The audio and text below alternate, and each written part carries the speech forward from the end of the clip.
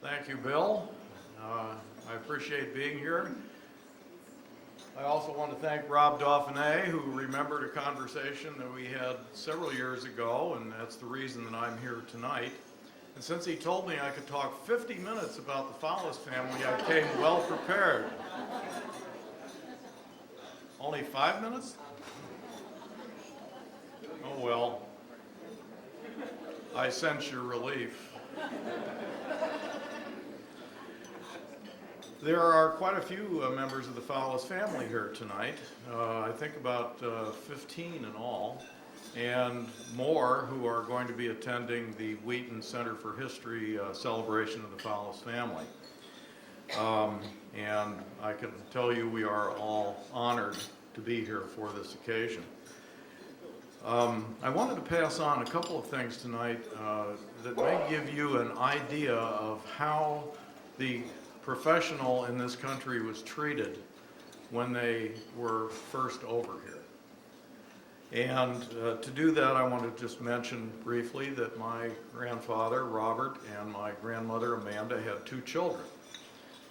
Ron was the older of the 2, and he became a lawyer, and that's going to be a point I'll come back to in a moment.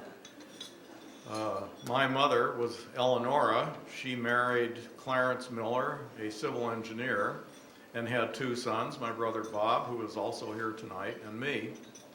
And at the beginning of World War II, we were located in New York, where my father was working on construction of the Rome Air Base. When the war eventually brought us into it, the U.S., we were back in St. Louis because my father was asked to volunteer to go to England and build airfields. So we came back to St. Louis, which was the family home. We lived in a drafty apartment with mice. You remember those places where you would go to the hallway, open the chute, drop your trash down, and it would be burned in the basement? So you didn't know if there were going to be mice on that thing or not. And it was a cold, drafty place, as I mentioned, and my mother and my brother and I were frequently ill. So it didn't take long before Robert and Amanda said, "Come live with us," and we did for 2 years. So we're talking now about 1943 to 1945. Robert died in 1945. And during that time, I remember nothing about a discussion of golf in the family. We knew that Robert was a golf professional, but that's about all we knew. In fact, when Bob and I were talking about this just a few weeks ago, he mentioned the same thing. He said he wished our grandfather had taught us something about golf. Well, I explained to him I had found out much later why.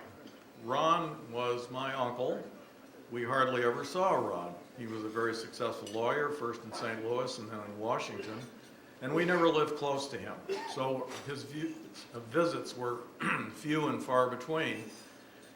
However, about 15 or so years ago, I was on the West Coast on business, and Ann, my wife, was with me. We stopped by and we visited Ron for about 2 days.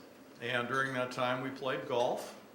And we talked about the family history, and I learned at that time that Ron had never had a golf lesson from his father.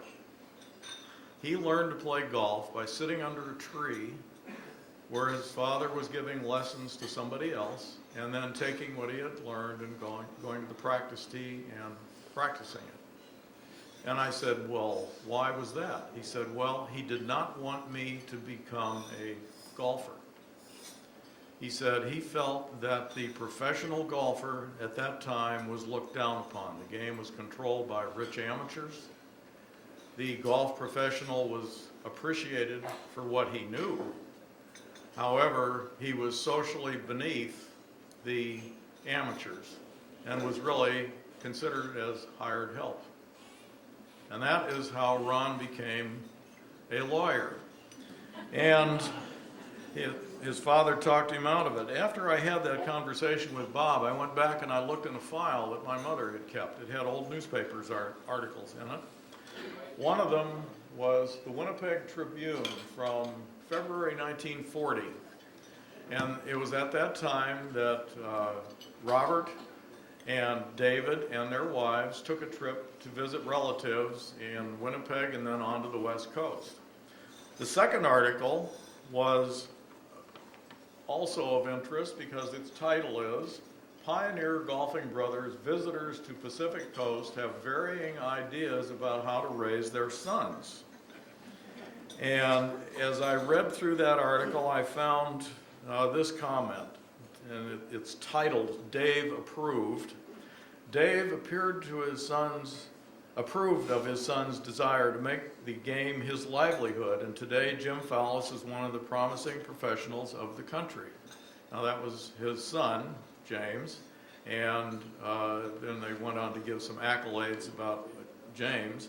And then it said, when Robert's son expressed a desire to pound the pellets for a living, he was talked out of it. The reason Dave gave was that there were too many in the game, and unless a professional is tops, the business is very disheartening. Today, Ron is a successful lawyer. So that is how he got to be a lawyer. And I can tell you that the feeling of my grandfather was a major reason why the PGA was initially founded. They wanted to be recognized for what they were, professionals with true knowledge of a very important game, and that they were not beneath the social view of those who controlled the game. Now, the article also had a second aspect to it, and Dave said this, 1940 now, the game is too mechanical. Dave makes no direct criticism of the present crop of professionals. He makes his criticism of the game, which he regrets has changed from a pastime to a highly competitive business and is too mechanical. So, again, I thank you on behalf of the Foulis family for this recognition, and I also leave you with sort of a rhetorical question, and that is, if he thought that then, what would he think now? Thank you.